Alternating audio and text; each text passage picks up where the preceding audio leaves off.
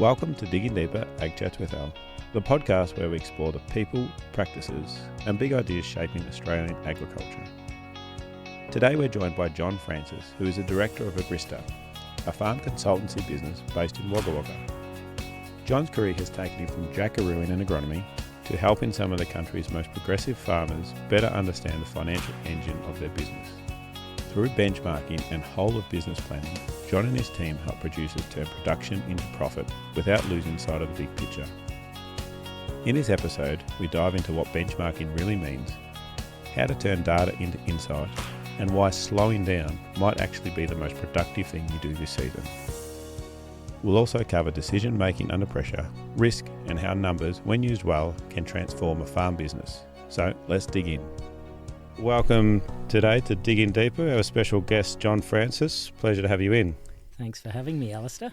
And we also have Jen Smith, General Manager of Gippsland Ag, here as well. Welcome, Jen. Thanks, Al. Good to be here.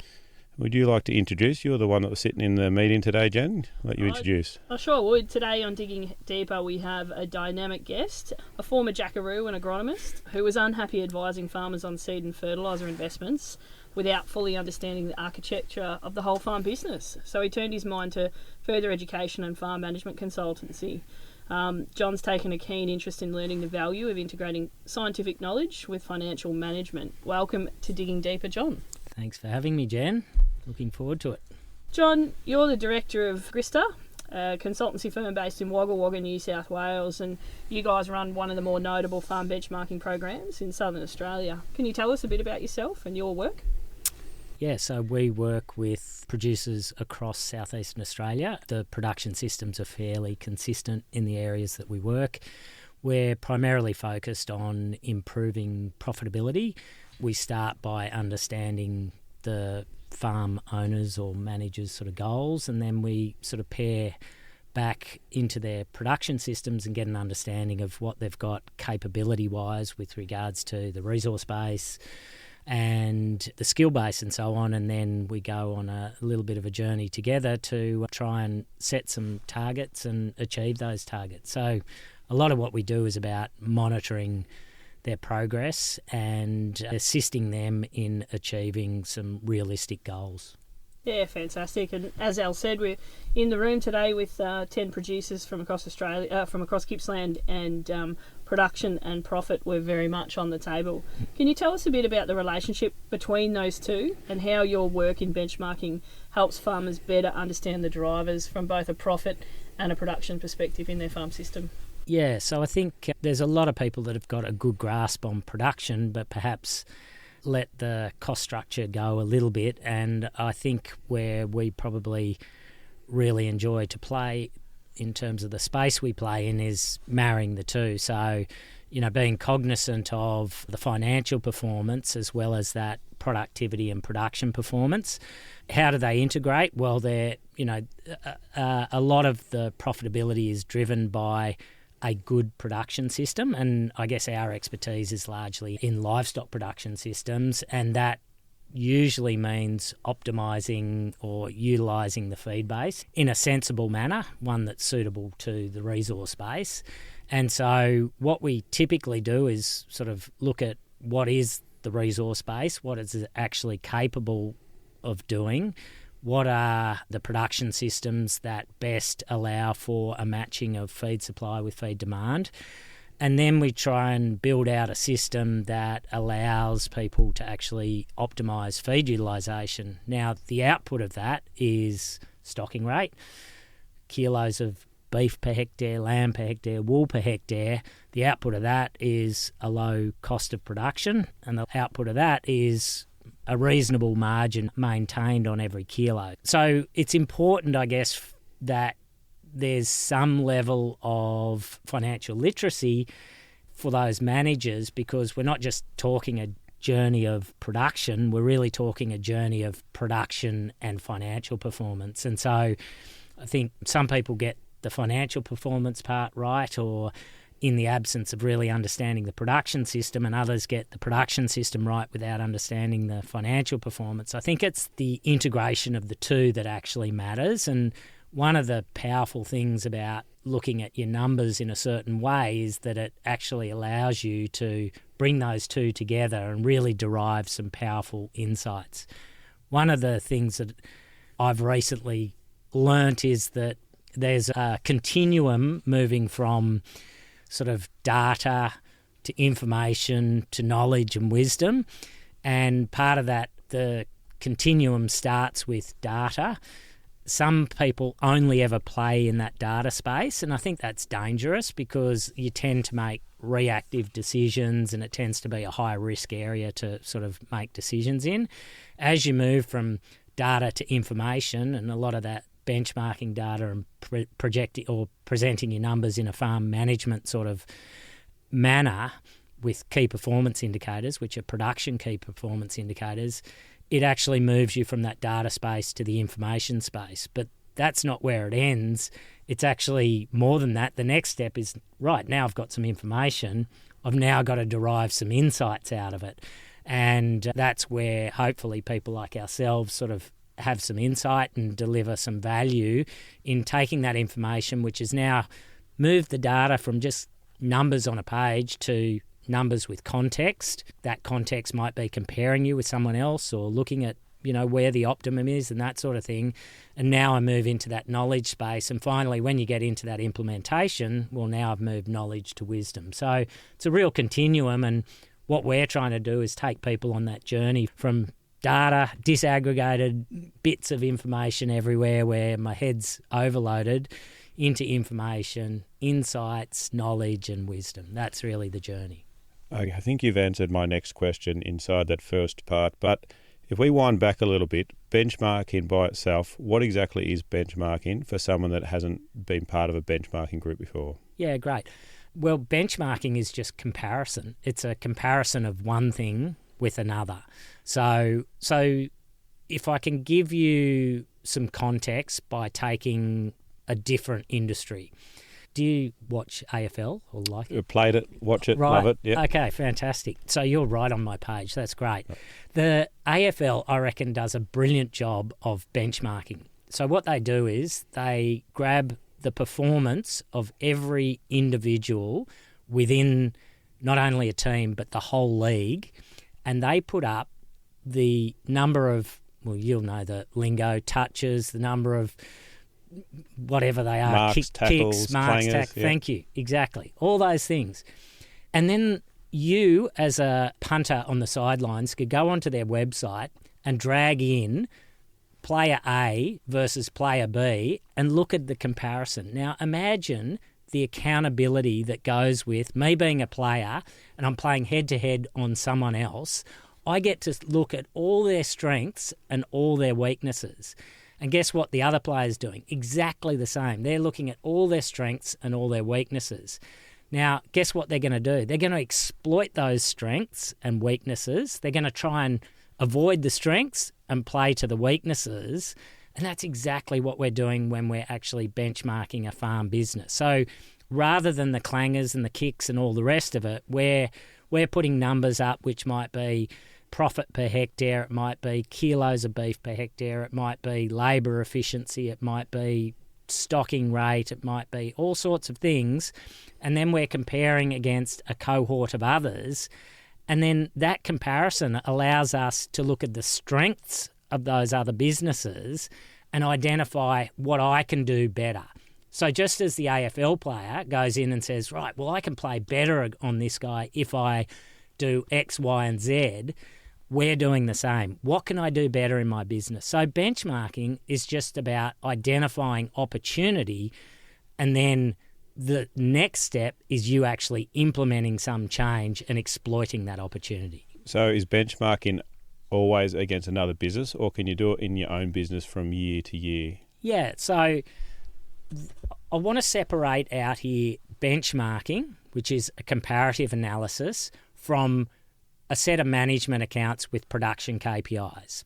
So the first part of the journey to benchmarking, and you can benchmark anything. We've just said that we can benchmark AFL player performance. What we're doing is benchmarking our farm performance and different components. But in order to do that, we first have to get our numbers in an orderly manner. The way we get our numbers in an orderly manner is that we present a set of management accounts. Management accounts are slightly different to compliance accounts because what they do is actually look at real market values, and they just present the numbers in a little bit different manner. And it's a more powerful way of actually making business decisions. In addition to that, we then add a whole range of production parameters or production outputs, which, as I said, might be your stocking rate, it could be your labour efficiency, it could be the kilos of beef per hectare or wool per hectare or lamb per hectare and those sorts of things, or it could be kilos per DSE. They're all just numbers that allow us to derive insights. The next step is the comparison part. So you don't have to compare yourself with anyone. Just getting that year-on-year performance of my management accounts with my key performance indicators might be a great pathway to you. We've just had a super dynamic day down here with 10 businesses in the room, open book. Everyone's looking at everyone's numbers, and I think the power is in the sharing of that information. So that's when you start to get some really powerful insights about the way other people are doing it. Now, then what we do is compare with a cohort of really profitable producers. And so you're not only looking at someone else's business, you're looking at a cohort of really profitable businesses and you're trying to derive insights. So you don't have to benchmark against anyone else. You can just benchmark your own business year on year, or you can choose to form a group. I think there was some really good feedback today about the power of a group and what value it added. There was some really good insights about that. So I think a group adds a lot of value. Yeah, John, you were in the room today. 10 businesses are part of the Gippsland growth group. For those guys today, you applied the Agrista benchmarking methodology and you worked through some of those businesses. So these are Gippsland beef and sheep and trading businesses. What were your insights from those businesses? Yeah, look, I think there's some businesses that are really pushing production here, which is great to see. I just love seeing people pushing the limits. There are some challenges. It was a 23-24 year, so I think there was a lot of challenges around that commodity price, sort of part of which was a feature of that 23-24 year. And we discussed in quite a lot of depth what levers we've got to pull to actually deal with those challenges. So my view is that we're in a commodity production sort of business, and so the levers you've got to pull are really by driving production at a sensible cost structure, and I think that comes with feed utilisation. Some of the insights I derived today were that some people are doing that well, others are pushing a lot of production from a fairly high cost structure, and so they're not keeping much of the margin to them. There's high turnover, and there's other businesses in there that have got a lot of low-hanging fruit yet to come, which is great. You know, a lot about these meetings is actually finding where the next gain is. One of the things about groups is you've got people that have already taken the low-hanging fruit. It's harder for them. Every incremental gain comes at a higher cost, so it's really hard. Whereas those ones that aren't performing well, I just think, wow, that's opportunity, because they've got all the low-hanging fruit in front of them. They've got 35% gains, and sure, it might cost you 7% to go and borrow the capital, but far out, that's a big gain to be had. So, and it's the sum of all those individual decisions that actually delivers a better return over the whole business. It was a really powerful day. There was lots of debate about different systems, and people have got different beliefs about their own trajectory. That's healthy. And the healthy part is, provided we're having the debate and discussion in a constructive manner, then, you know, I think you really get a lot out of the day. But I guess you guys can be the judge of that. Yeah, well, you be the judge. How did Jen Smith and Smith Graziers go? Oh, look, they were at the top, were they? Yeah. Or? We don't divulge what goes on. What goes on in the room stays in the room. You know, we've got a bit of Chatham House rules here. But look, I'm yet to find a business where there's not opportunity.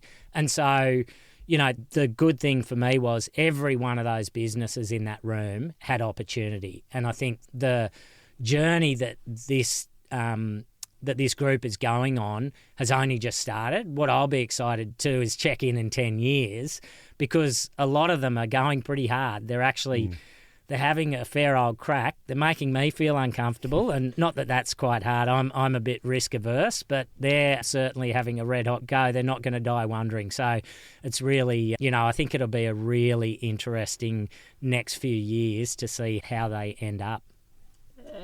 And look, I had a terrific experience, with my business partner in the room there today, and your data is showing that consistently farm business who benchmark return 2 to 3% higher returns on assets managed.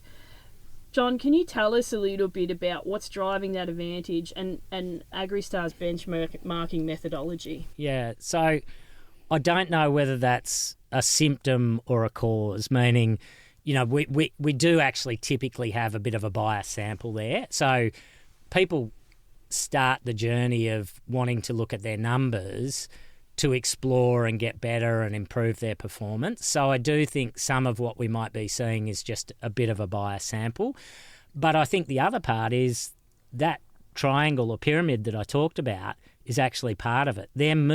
What you're doing is moving from that data, reactionary, challenging, high-risk decision-making to information and knowledge, where I'm now making more informed decisions, a bit more anticipation of what's going on, building my system a little bit better. So I think there's a bit to say for that.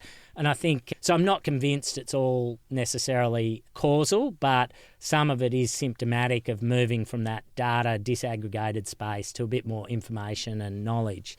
What was the second part of that question? So for producers who are thinking about wanting to start on that benchmarking journey, how would they go about that, and what is your process to taking producers on that journey? Yeah, so I think the starting point is actually to make a phone call, but interestingly, I look back through the number of people that ring us and get to the point of saying, right, I really need to benchmark my business, and them actually doing it is two different things. So they've made a cognitive decision to actually do it, and then they might sit on that for 6 months before they actually take the action to get over. So it's a slow and steady process, and there'll always be an excuse. Oh, this year wasn't good because my system's going to change next year, or wasn't good because so-and-so came into the business, or we expanded the business. I guess my real message is just get into it. And as soon as you do it, what you realise is I should have done it 5 years ago, not this year. And then with regards to the process can be a little bit daunting, but that's okay. There's people there to help you through it. So we've got a team now that in the past we sort of sent a very complex spreadsheet out to people and said, go your hardest, just fill it in. And believe it or not, they didn't like that. Surprise, surprise. Why, yeah, that's right, Alistair. But now we've got more people in the business who are actually guiding them through that process. We've realised that numbers aren't everyone's gig, and they need a bit more support. And it's been very friendly to us, that process, because basically what it's meant is we've got higher retention rates, we've got people that actually understand, and that process is actually part of the learning as well. People only need to be shown once how to enter the data, and then they're off. I can see how you've done that. Now I'm into it. So it's I think that we've learnt a lot about how we can do it better. And I think servicing the people who aren't necessarily as familiar as we are with the numbers is really important. So we've got to take ourselves out of that space of being comfortable with numbers to putting ourselves into, here's someone not comfortable with numbers. How can we make it a friendly process for them? I can understand the hesitation to start that, especially if you think that you might have all the low-hanging fruit. To have that laid bare is sometimes, I guess, a bit daunting. I love stories. Can you tell us a story, without using names obviously, where you've come into a business, done some benchmarking, there's been an obvious change that needed to be made, you've made it, and how that's helped the business? Yeah, okay. So I can think of one in the room that might get there pretty quickly, but if I leave that one aside, there's a business that I work with that's reasonable scale. They're a breeding business, beef breeding business, and they were selling a lot of they're carrying over steers through winter, so getting a lot of weight onto sort of processing type animals. Now, the cost of carrying those steers over is a lot of feed consumption for a very marginal gain in weight. What we proposed was, let's sell those steers earlier and run more cows. And the output of that was a production system that utilised feed better, because they were selling those steers in July, August. They were leaving all the September, October, November, December feed, which is where 50 to 60% of your feed's grown, unconsumed. Well, it's still consumed, but not at the rate it needed to be. And they weren't getting remunerated appropriately for those extra kilos. So they might have been getting 30 cents extra per kilo, but they needed $1.30 to actually warrant that. So we looked at the system and said, well, what if we run more cows? What if we don't bother trying to take those steers out to those really heavy weights? Let's pare it back and get those steers just back to feeder type weights. They'll go out in December, we'll use all our feed, and then we'll just have the cows and the weaners carrying through the following. So it's a systems change. And a lot of what I do is about systems architecture. It's all about better consuming the feed. Now, what that resulted in is the number of kilos per hectare moved from, I can't remember, it was around 325 kilos per hectare, so a very high rainfall area, up to 420 to 450 kilos. And we're going to target 500 kilos out of that business. What that meant was I got to dilute my cost structure. It did mean I had to go and buy more cows to actually... So it took investment, and considerable investment. But once I got over that hump, I'm now getting that return in perpetuity. So what we did was pulled cost of production back from $2.50 a kilo. I can't remember the exact numbers, but back closer to $1.50 a kilo with a lot more kilos out of the system. So we lost a little bit of the income. So we weren't getting paid as much for all the kilos that went out, but we got a lot more kilos out of the system. More kilos with a lower margin, delivered, and still a labour efficient system. So looking at just the numbers, it's a very easy decision. How much does emotion play into your decision making or producers' decision making? Yeah, well, I think psychology is a big part of it. In terms of emotion playing into mine, well, ask my family and they'll tell you none. But in terms of emotion playing into my clients, look, it's a big part of it. I guess what I've learnt, and I like to think I'm a rational thinker, and as soon as I say that, I know I'm not, because the psychology, tells me I'm not. But the reality is that people do make emotional decisions, and the psychology actually plays on people's ability to make rational decisions. I guess what I've learnt in my journey of career and so on is that you need to take everything into account. So when I was a young whippersnapper, I would just say, well, here's the numbers, they're the only thing to look at, just get in and change. Now I like to think I'm less dogmatic. I can take the fact that not everyone wants to achieve the absolute uppermost profitability performance. They might just want to take it back 20% or 30%, and they're happy to go a little less hard to get a result that's still within their realm, because that suits their personality profile and their risk profile and their decision-making profile and that sort of thing. So, and you got to remember that if I present numbers that show performance, what's not shown there is how bloody hard it is to actually get that performance. So it's quite a trap. People say, oh yeah, they're the numbers, I'll just go and get it. But what I'm not telling you, and what's not seen in the numbers on a page, is this is hard work. So if I go from a system where I've got thrift in my livestock and I'm at a suboptimal stocking rate, and I can look at those livestock and think, oh, they don't look exactly right, but I'll come back to them in a week's time, and I move to a system where I'm really pushing productivity and I'm on the edge, a week they might not be there. So it's a very different system. I've got to really fine-tune my management, and that can take a while, and it takes skill building. So I don't think it's acceptable for me just to say, there's the number, let's go and pursue it. You actually have to put a bit of a plan in place where you actually, guide people along that pathway, and you give them some sort of tools to understand that this isn't going to be easy.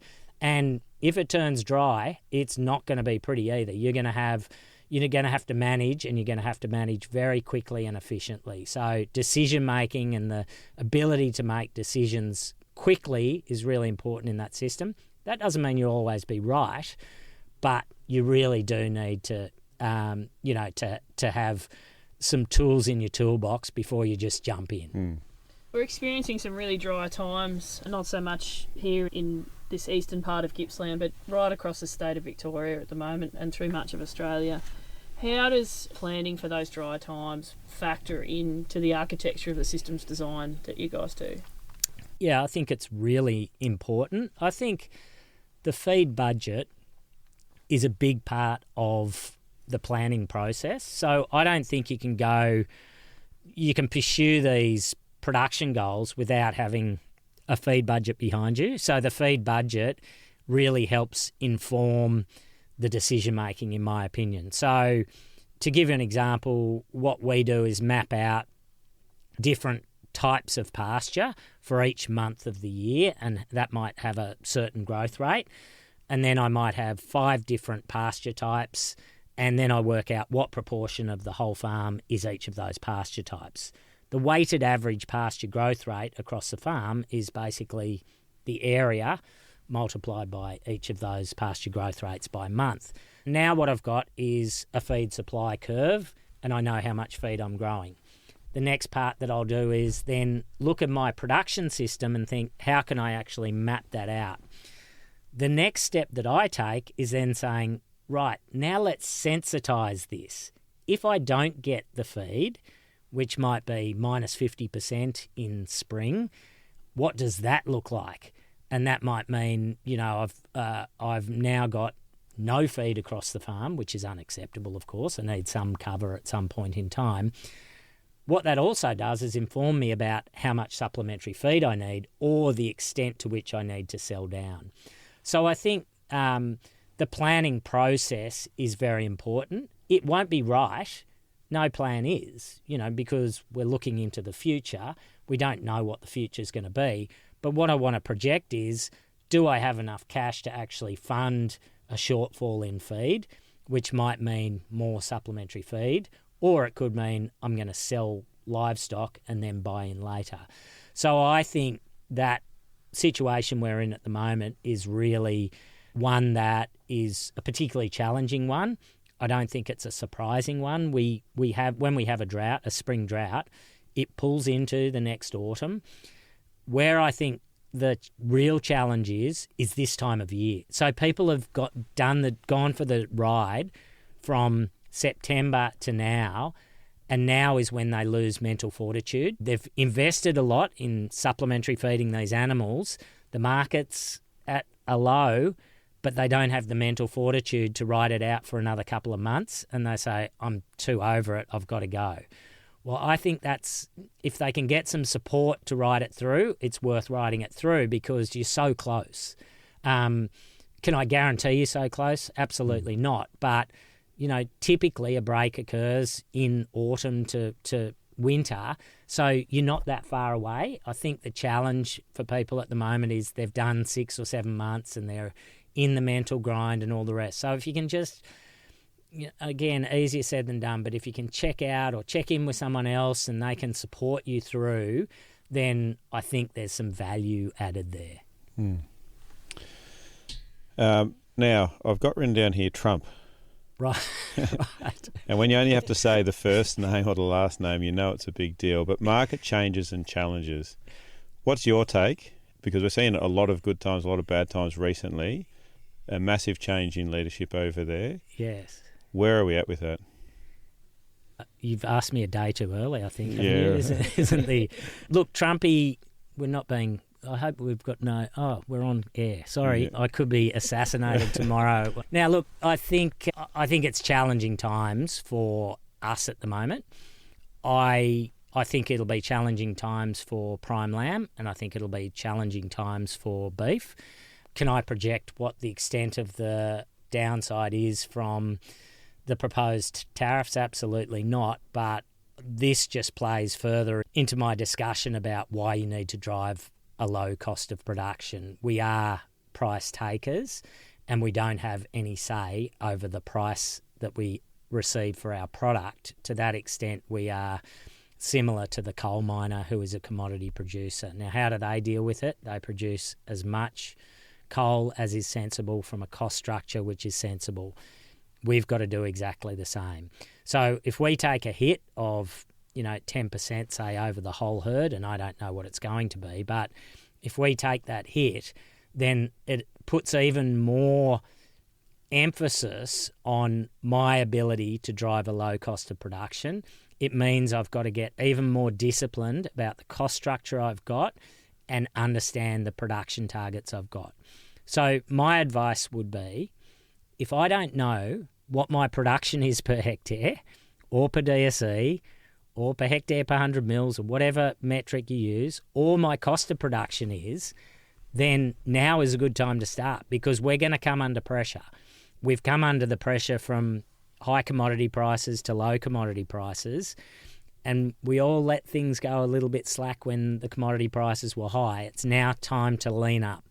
And so if you don't know the answer to those questions, well, I think that's a really important message from me. Start to know what your production is. Now, that's not sales. A lot of people think, well, I know how many kilos I sold. Production isn't sales. And if you don't know the difference, then again, I think it's a good time to start your journey into learning a bit more about the business side. So maybe get out of the paddock and out of the operational and start, doing what this group has done. Form a group and get into it, because there's some real power in the numbers. If we were wanting to start a group, what's the best place? Is it to contact someone like Agrista to set something up? Yeah, so we're always happy to take on new groups, but I'm conscious that we don't want to be fighting with Victorian Farm Monitor program, and we could be, we are in the same space. I'm indifferent about where you go for the information or to form a group. So if you're in Victoria, the beauty is that there is actually a government support here to actually do it, which I think is really powerful. I'd prefer you came to me, of course, because I've got a vested interest and I derive income from you coming to me. But I don't think we're that big a competitors. The beauty of what we both do is we respect what each other does. We both think that there's value back to our clients, and we're both trying to achieve the same objective, which is for us to grow our clients' business and to improve the financial literacy and the productivity and performance of our clients. So whatever the pathway, I'm happy. But if you want to come to Agrista, I'm even more happy. I think you go to agrista.com.au and someone will be right back to you and start the journey for you. You just did mention the Agriculture Victoria Livestock Farm Monitor project. We shared a bit about that at the recent Gippsland Red Meat Conference. It's a project that you can find on the Agriculture Victoria website. You can sign up and get your information in there and get a benchmark. The advantage with the Livestock Farm Monitor from Agriculture Victoria is you do get that emissions intensity profile on your farm, which is another factor that's coming through. So encourage producers in that direction if that's something they're thinking about. All right, and our last question, John, you've been blindsided by this. It's normally gets sent out weeks before, but what is one thing you've learnt recently that has actually surprised you? Oh, gee, you have blindsided me. Yeah, it doesn't have to be ag-related. One of our last ones was that porcupines can live up to 40 years old.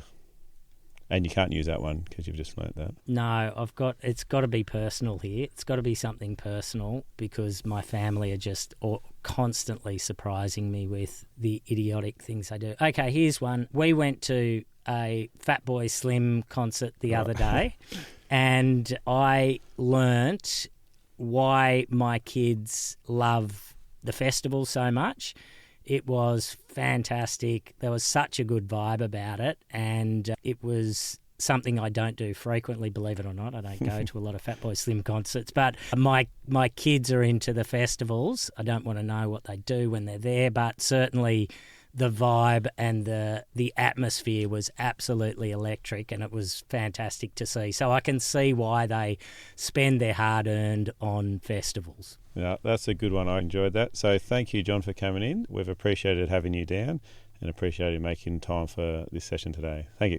Thanks very much for having me.